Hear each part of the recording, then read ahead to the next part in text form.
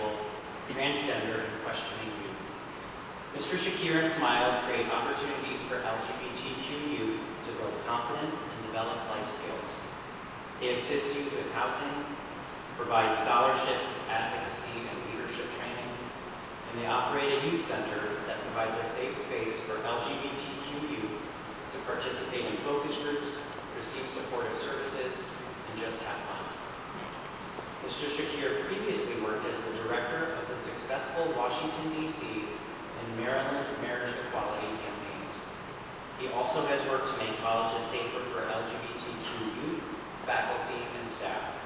Ladies and gentlemen, please join me in welcoming Sultan Shakir.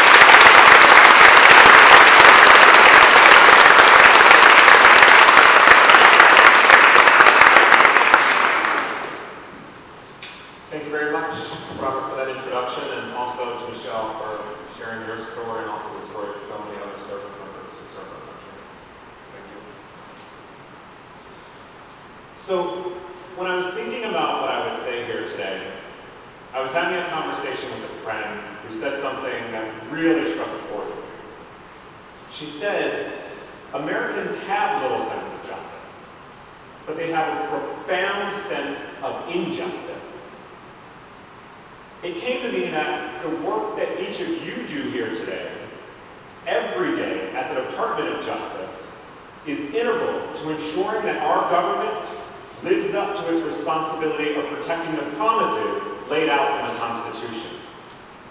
Your work at the Department of Justice helps to ensure that each and every American, gay and straight, black and white, Christian, Jewish, Hindu, Muslim, rich and poor, male, female, and gender non-conforming, has their constitutionally guaranteed and divinely granted access to equality and justice.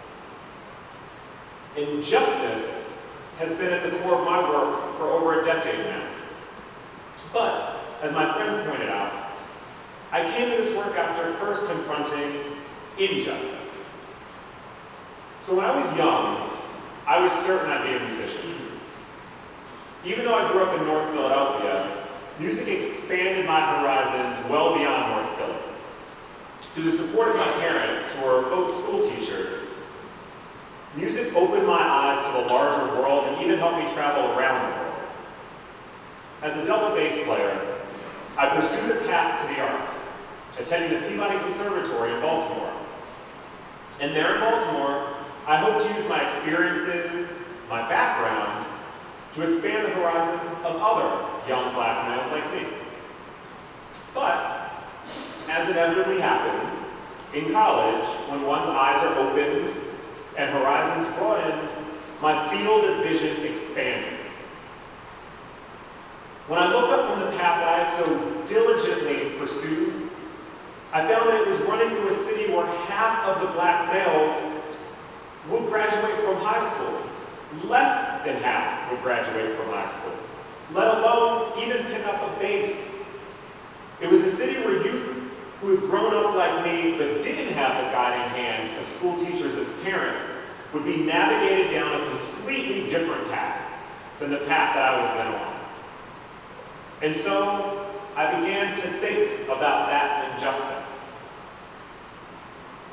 I became a community organizer, working in West Baltimore to neutralize the downward forces that were keeping so many people who grew up like me from reaching their goals.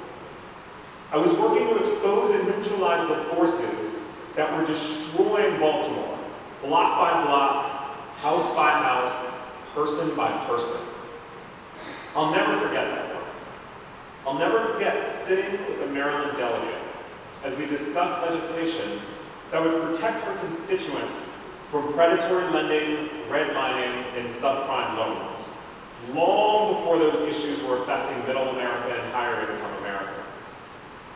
And I'll never forget hearing her say that the problem wasn't that these practices were allowed to destroy low-income communities, but that the victims of these practices had neglected to hire proper legal representation or to educate themselves about those practices. I'll never forget that work because I learned a hard and bitter lesson.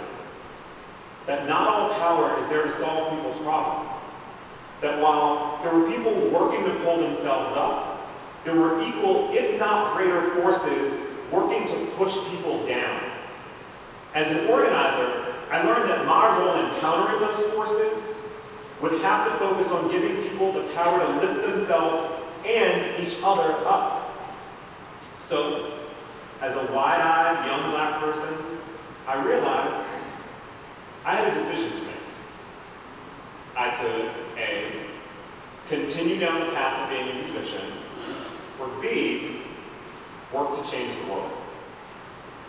I reached a crossroads, and I stepped deliberately toward a new goal, a goal of justice. Today, I serve as Executive Director of Supporting and Mentoring Youth Advocates and Leaders, or SMYAL for short.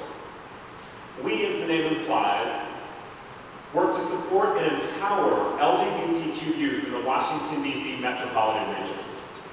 We create opportunities for youth to build self-confidence, to develop critical life skills, to engage their peers, and to advocate for themselves and their communities. SMYAL was, in and of itself, founded as a response to injustice.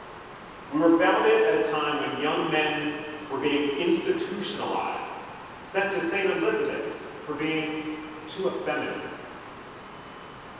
We've come a long way, but we still have far to go. Today's LGBTQ youth still face disproportionate challenges simply because of who they are. They're more likely to be homeless. 43% of homeless youth in the District of Columbia self-identify as being LGBT. And I think that number is probably low.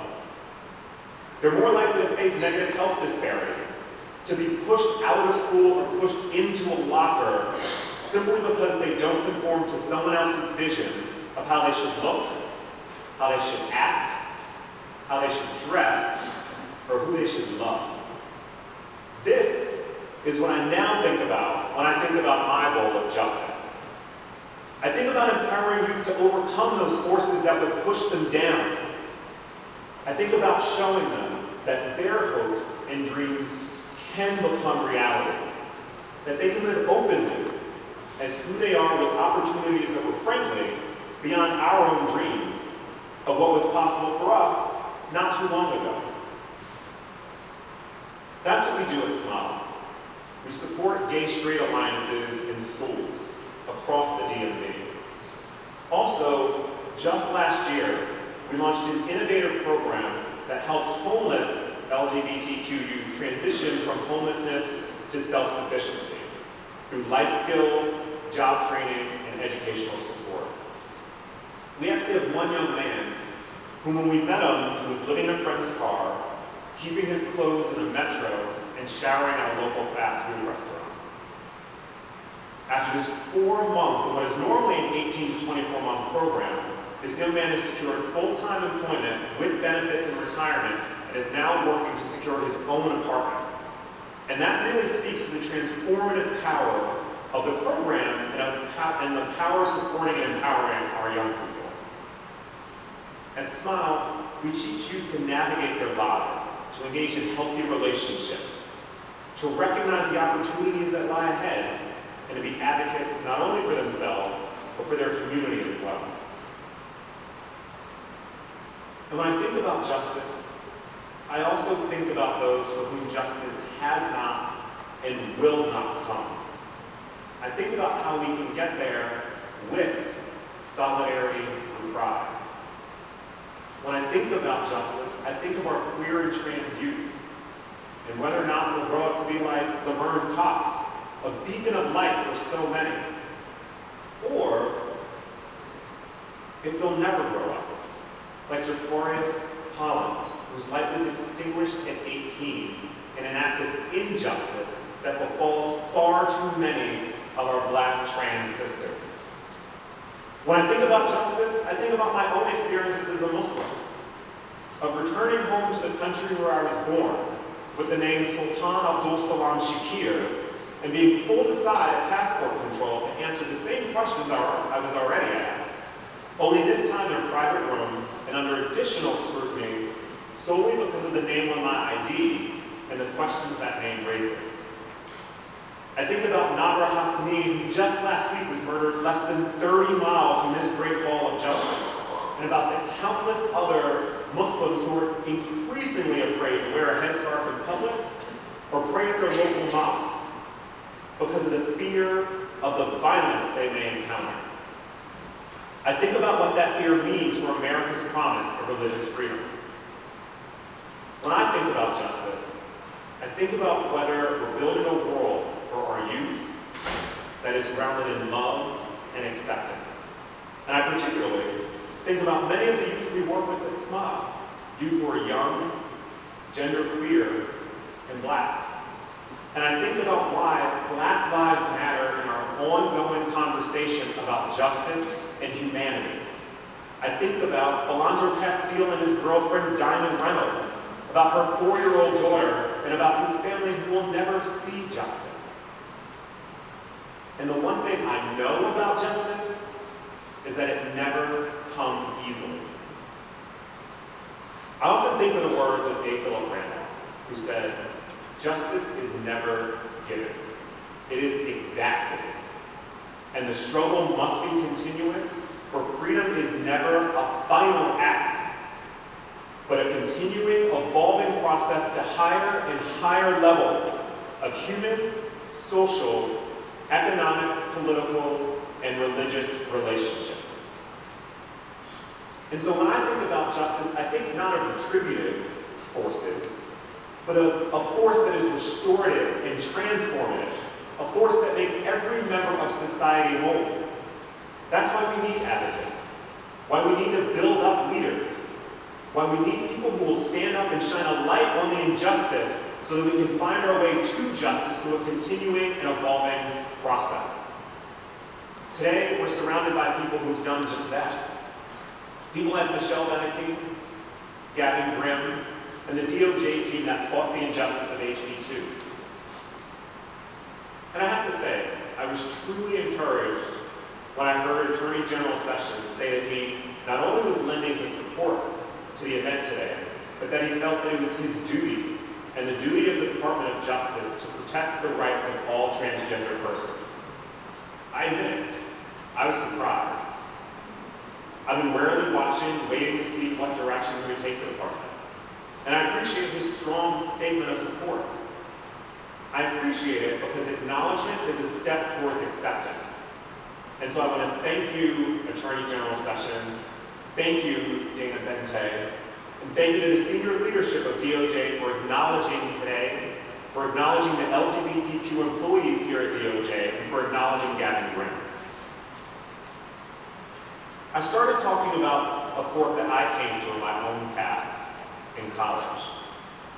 Really, we all come to these forks every single day, maybe even several times a day, and we make choices. We choose to walk the path that brings us closer to a more perfect union, to liberty and justice for all, or to leave that path to someone else. We choose to confront injustice or to let it fester. We choose. So when I think about justice, capital J justice, I think about that army of advocates who choose to wake up every morning and go about the work of making us all more safe, who use the full force of the federal government to fulfill that promise that none of us may be denied equal protection of the law. Many of us grew up at a time when that equal protection, when those opportunities, when that idea of America as a safe space to live openly as LGBTQ citizens seemed like a far-away dream. At SMYAL and at DOJ, we are all part of that continuing and evolving process. Today, let us remember that freedom is never a final act. Our work is never finished. We're here in the Great Hall of the Robert F. Kennedy Building with this bus looking over us right now. And it's fitting that he once said, "Each time a man stands up for an ideal or asks acts to improve the lot of others or strikes out against injustice, he sends forth a tiny ripple of hope, and crossing each other from a million different centers of energy. And daring ripples build a current which can sweep down the mightiest walls of oppression and resistance. I want to thank each and every one of you for the tiny ripples of hope that you send out each and every day just by doing your daily work for justice. I encourage you to each continue fighting the good fight. In thinking about what my friend said earlier when I was thinking about what to say here today, I think I actually have to disagree. I think Americans do have a profound sense of justice.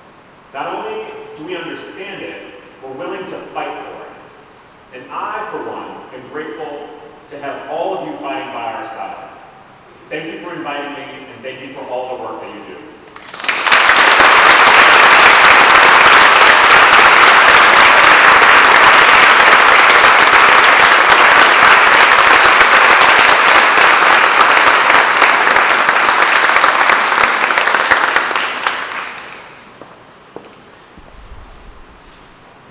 Please join me in another round of applause for Assistant Attorney General Bente.